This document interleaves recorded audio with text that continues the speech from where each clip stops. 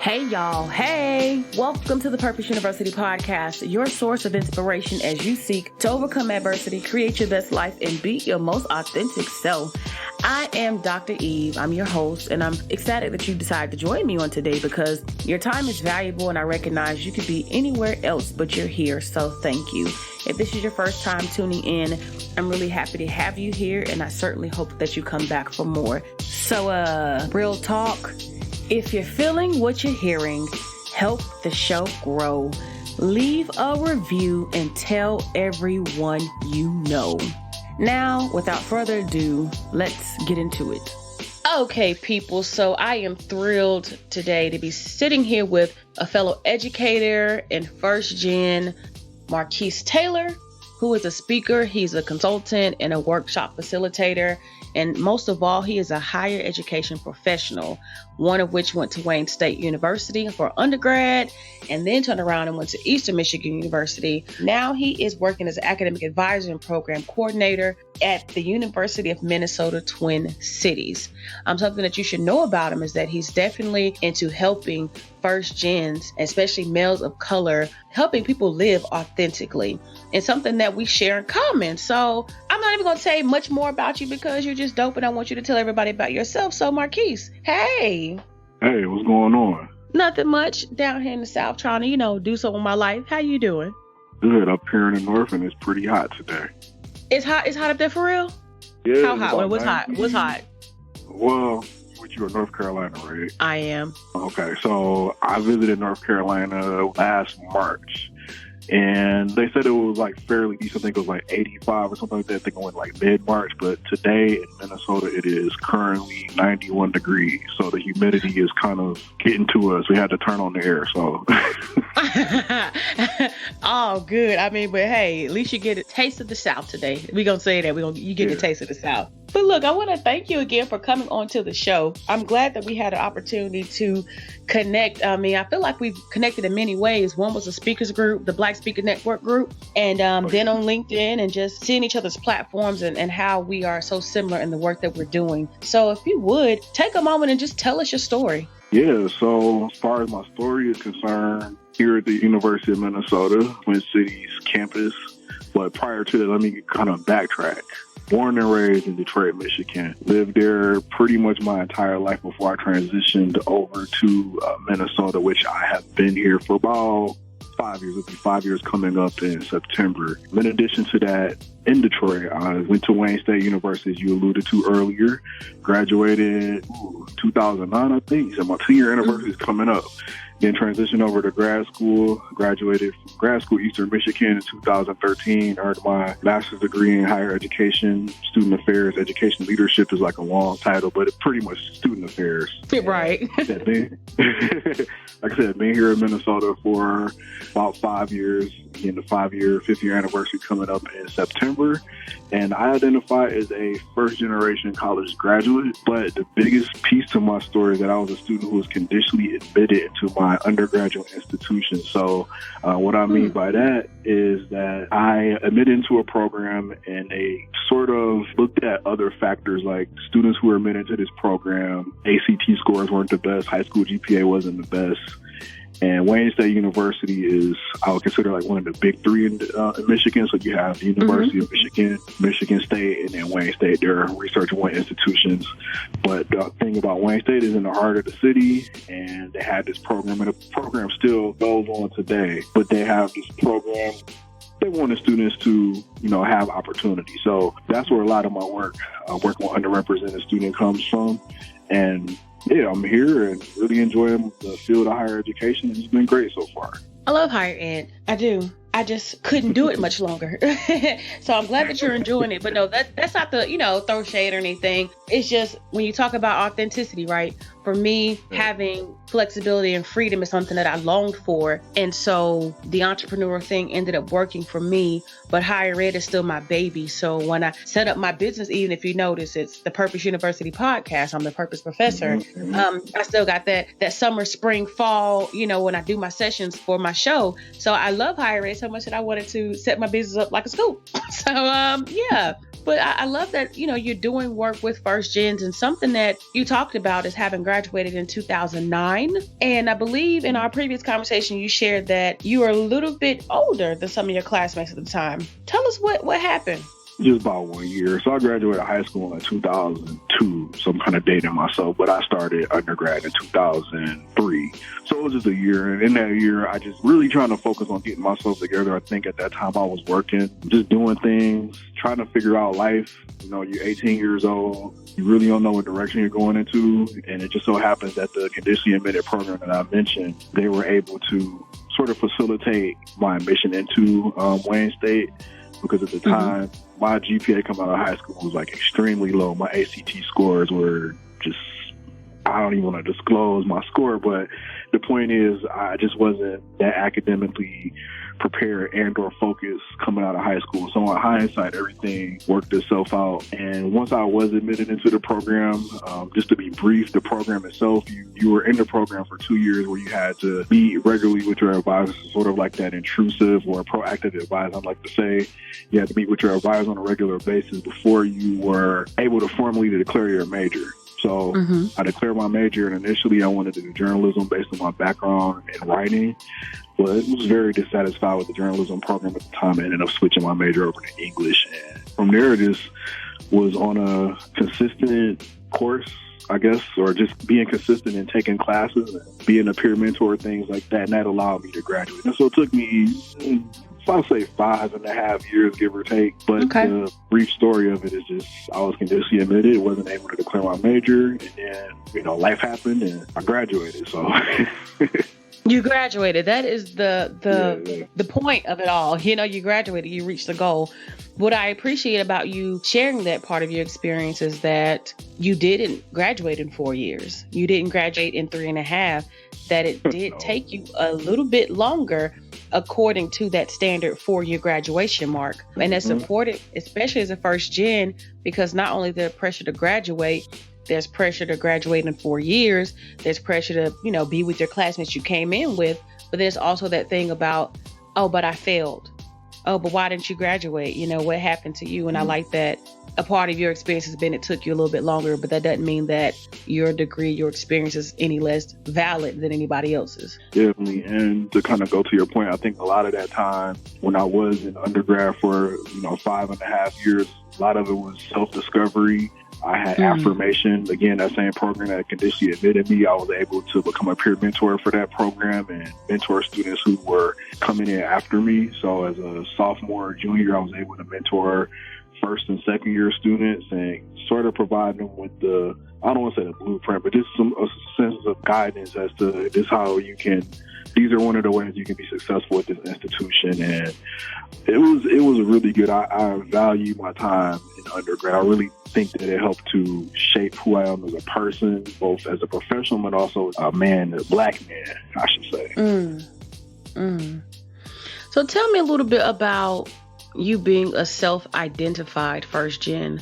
Where did that come from? Well, first of all, and I'm not sure if people recognize this, and I kind of gave a presentation on a similar topic, is that I didn't know what the heck a first generation college student was until after I had graduated from undergrad and I began to study it more in grad school. And I can remember, I think it was like our intro to student affairs class or contemporary college students or whatever. We looked at like subpopulations of college students, and one of those populations that they mentioned were first generation college students. So first generation being defined in a multitude of definitions, whether it's the first in your family to attend college, neither of your parents have a bachelor's degree, neither of them have an associate's degree, things like that, and kind of disclose, neither one of my parents were fortunate enough to graduate high school, and I'm also the oldest of 4 children. So I was like, oh, this kind of fits me to a T, because I had no capital going in. Like, it's not like my parents could say, oh, yeah, you need to be doing such and such. This is how you fill out the financial aid and Pell Grant. A lot of those things, they were supportive of me by way of when you're doing your Pell Grant. I'm fortunate to have parents. You have the tax information, so they would give those things to me.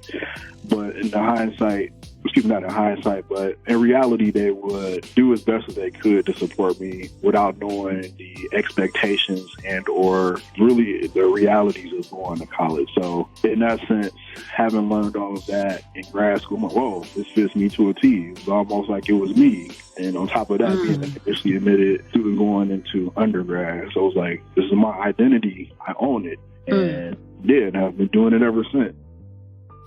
I love that because I too am self-identified. And so when you talk about us being twins, like we are literally twins. Same thing. I went to school for journalism undergrad and ended up in the higher ed program. And it wasn't until then that I discovered I was first gen. And the conversation, going to undergrad was going to grad school. Are you going to grad school? They were very developmental for me. But it was just kind of normal that everybody there was the first to go, but it didn't really mean the same thing to me as an undergrad to be first gen as it did to be a grad student and doing the same thing. Like, what? Wait a minute, we special? Like, wait a minute, there's a research about people like me? But it also allows you to say, wow, I did it. Wow, I'm not in that statistic. I can be the example now. So very dope of you to even like step into it and to really own it, because that's how you change the game, Yeah, absolutely. Absolutely. And kudos to you for having this platform. I probably should have said this earlier, and I'm pretty sure you receive all types of positive feedback, but just having this platform is great within itself because not many of these platforms exist. So thank you for having this to begin with. Wow. Thank you. I'm definitely honored by that. Thank you a lot. I believe that we need each other. And when I think about who my peers are, I think about us being first gens, because thinking about all the things in life that I guess, for lack of better words, we grew up lacking. And then as professionals, the things that we still lack. One of my thoughts was, how can we come together and help each other, because we're all going through the same thing in one way or another. So I definitely appreciate the love and for even the validating that these platforms are needed so that people will continue to pay us the attention that we deserve, but also to be able to respect us and to notice us no matter the space that we go into. Thank you. Can you tell us a little bit about what you believe to be the most challenging aspect of navigating life as a first gen? Yeah, I mean, I can answer their perspective from, or rather, what perspective would you like for me to answer? Do you want me to answer from the perspective of undergraduate student or college graduate? I can go either or, whatever you want from me. Talk about being a college graduate. Yeah, I can definitely talk about that. So a short answer would be some of those same things that you long for when you are an undergraduate, being in a new environment, trying to find capital, trying to find mentors, things like that, really trying to, in some ways, and I hate to say this word, but assimilate or become socialized to an environment.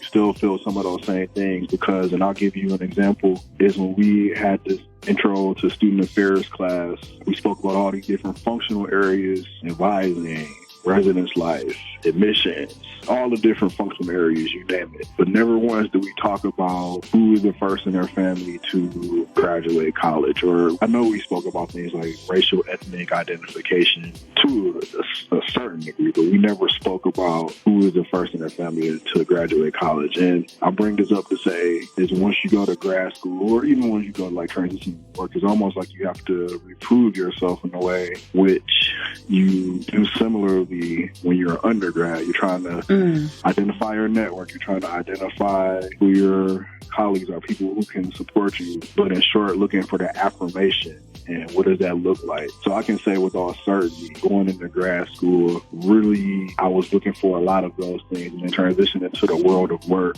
especially transitioning into a new state. That's another conversation for another day, but transitioning into a new state and having these different identities, being a black man, being a first-gen graduate, being some of the other things that I associate with my identity. So combining all those things into one and still looking for the affirmation and not knowing whether or not you're doing as good of a job as you think you could be doing. So I would say that's the short, as short as I can make it, version of that.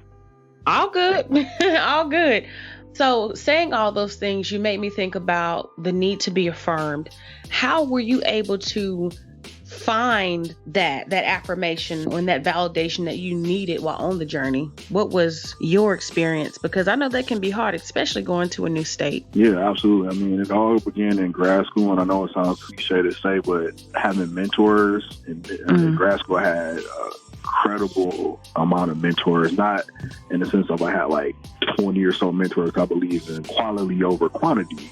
So I don't want to say like latch on. I would make sure that I was in the company of those who were uplifting me. And it was almost like it was a mutual thing where the mentors, we were learning things from one another. So I would say that, and those same mentors that I identified in grad school and people who helped me along the journey also served as job references to allow me to get to the place where I am now, transitioning to Minnesota, being in a different state. Some of those same things, connecting with people, whether it be through affinity groups, through places of worship, and out in the community, things like that. And it's still a work in progress because I identify as a introvert. I like to think I'm a social introvert, but you really have to put yourself out there sometimes. And it also depends on like a person's level of comfort as well. So definitely can dig that. So thinking about where you are in your life right now, if you could go back and give your 18-year-old self advice about living your best life, what would you say to 18-year-old Marquis? Yeah, it's literally when I graduated high school. So it was 2002. I know you joked earlier about the 8 Mile thing that actually came out when I graduated. Funny you mentioned that.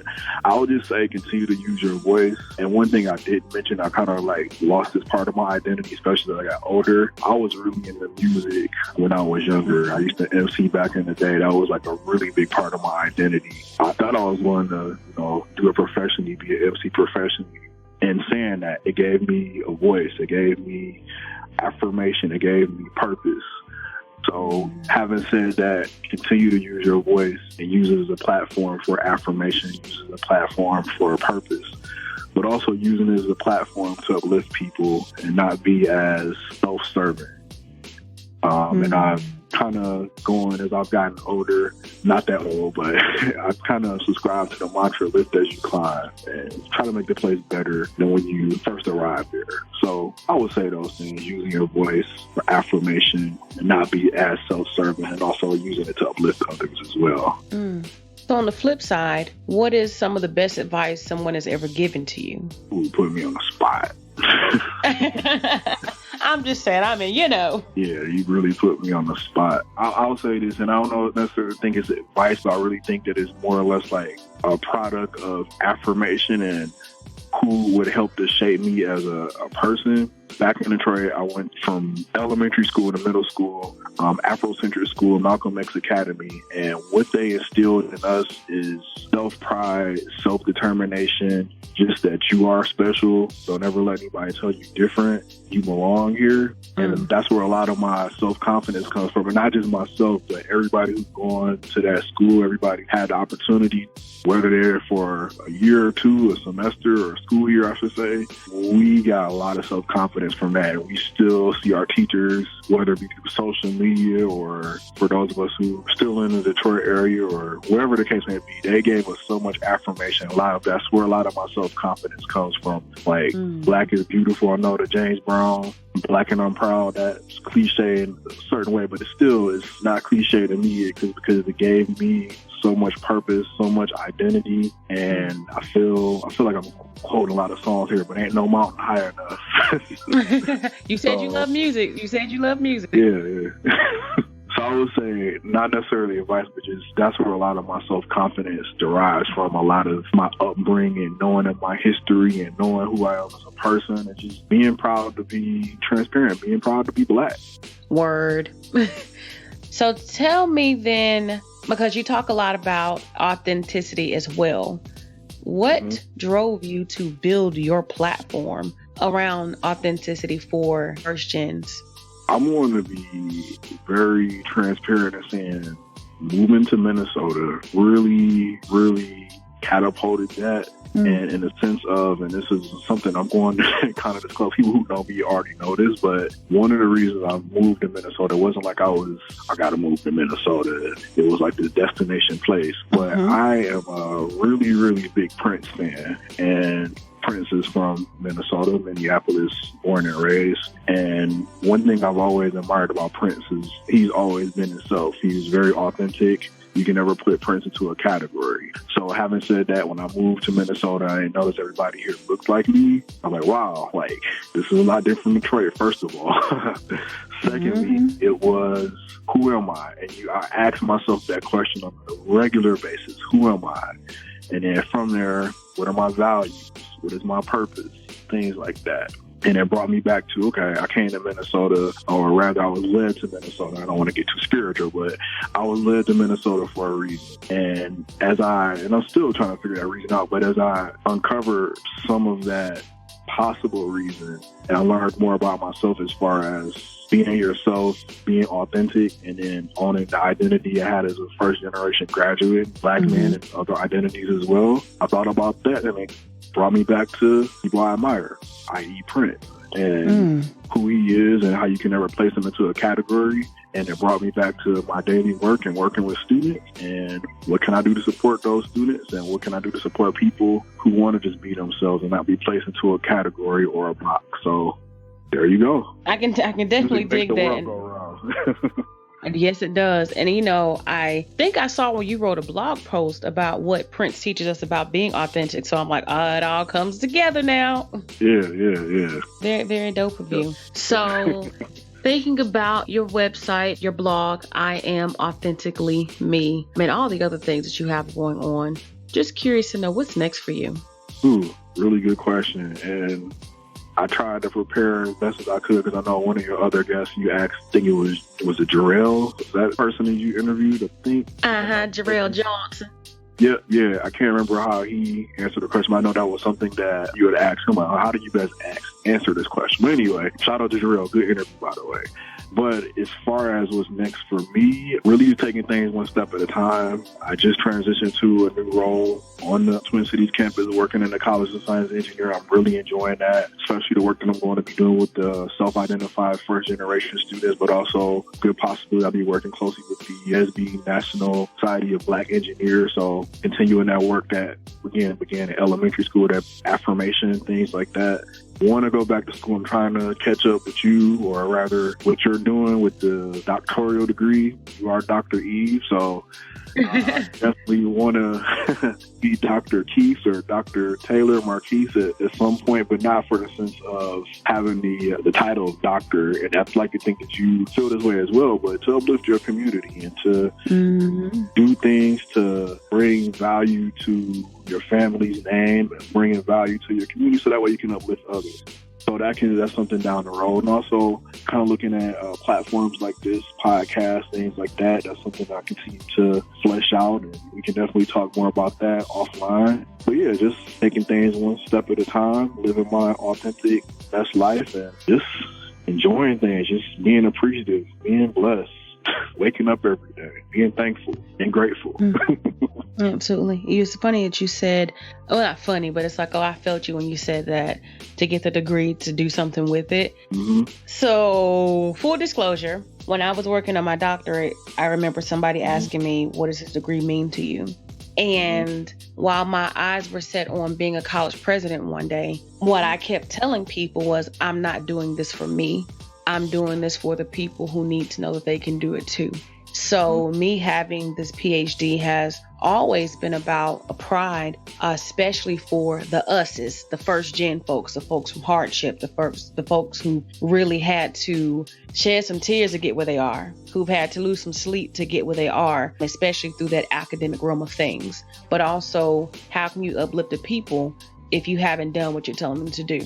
So for me, it's been exciting to have the PhD as an academic platform or background rather, but then to be able to have the research skills, to have built a community of other individuals who are first gen and understand it, but then to be able to fall into an entrepreneurial space. So to be able to have, in my head, the best of both worlds. So I like your thought process about it. While I'm not publishing academic literature right now, I have the capacity to do it and will do it actually. I do plan on doing that, but then again, it's on my own terms, which ends up being empowering for me as well to find, as they say, find the gap. There's so many gaps that only focusing on higher ed I would not have caught. But being in the space that I work now, I'm like, ooh, that's a gap, and that's a gap too. So kudos to you for having a heart to want to do it. I know that you can. I know that you will. And Dr. Keys sounds real cool. Like, I like that a lot. I was like, hey, that's got the ring to it. That's got the ring to it. So go forward.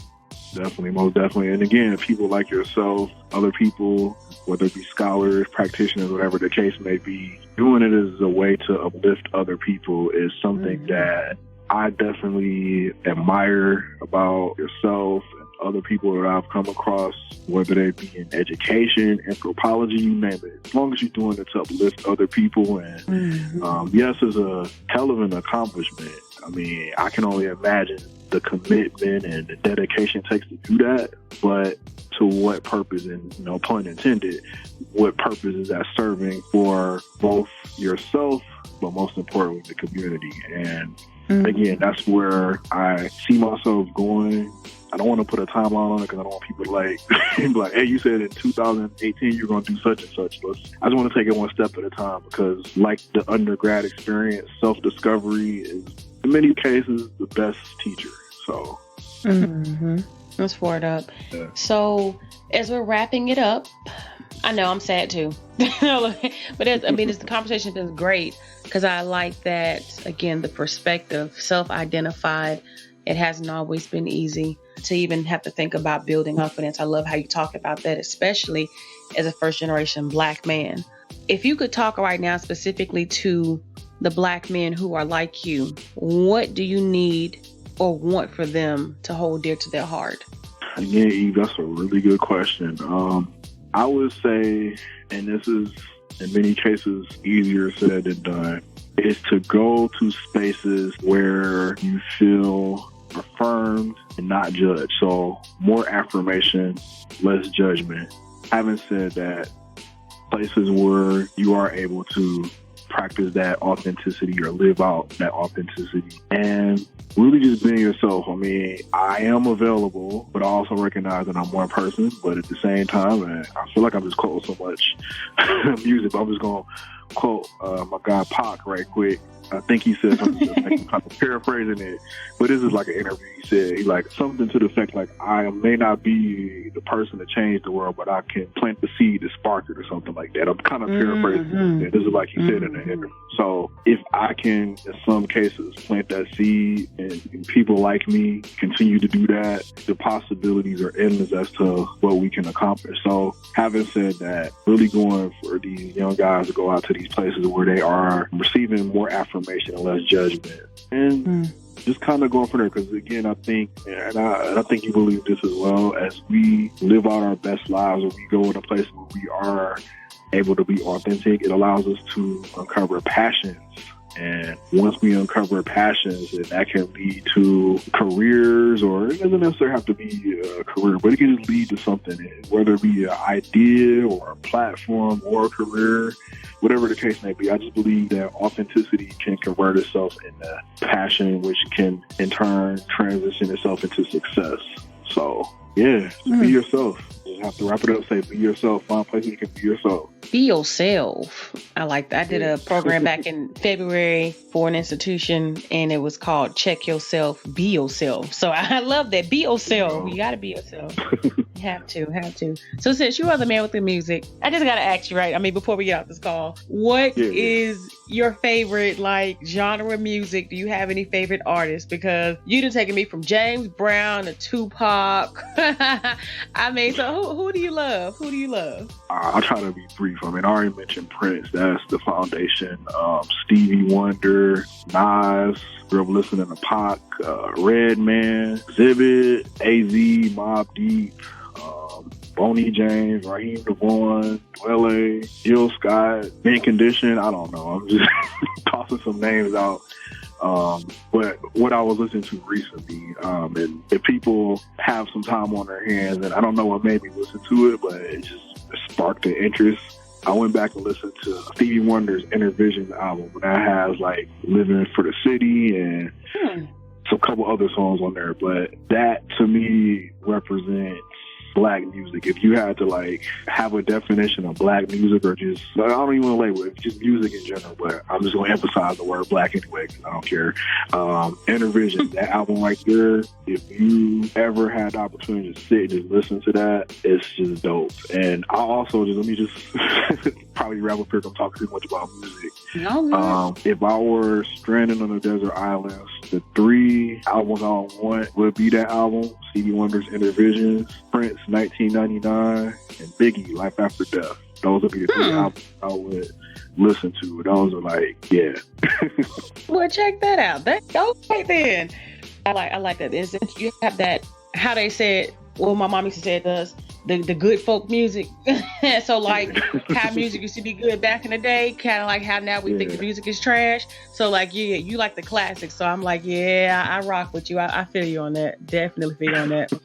Well, look, Marquis, you have been an absolute pleasure to connect with today, to talk to. Again, thank you for just coming onto the show and sharing your wisdom. If you will, tell us how to find you in the internet space. Yeah, for sure. So I'm on Facebook. I'm pretty sure there are a lot of Marquis Taylors. Probably none as handsome as me. No, I'm joking. But Marquis, feeling yourself. Marquis Taylor. I mean, I'm on LinkedIn, Facebook, but if you're on Twitter, you can look me up. My Twitter handler is M Taylor. So M and my last name, Taylor 313, area code of Detroit, Michigan. Yeah. So M Taylor at M Taylor 313. I got all sidetracked. I'm not on Instagram. Some people tell me not to get on there. You're missing out. You're missing out. Yeah, that's another conversation for another day. But yeah, I primarily use those platforms. And also my website, which I need to update more frequently, is IAM dash and then Authentically Me. I'm not going to try to spell authentically right now.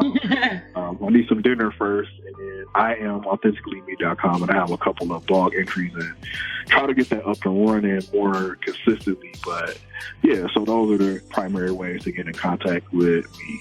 Well, again, thank you for your time, for your wisdom, for your efforts. Wishing you well on the path. Good luck to you. Yeah, thank you for having me, and peace to everybody. Keep doing your thing, Dr. Eve, and everybody that's listening to you to, as Dr. Eve will probably say, live your best life. And I'm just happy the platform exists, and keep doing your thing. Thank you. Thank you so very much.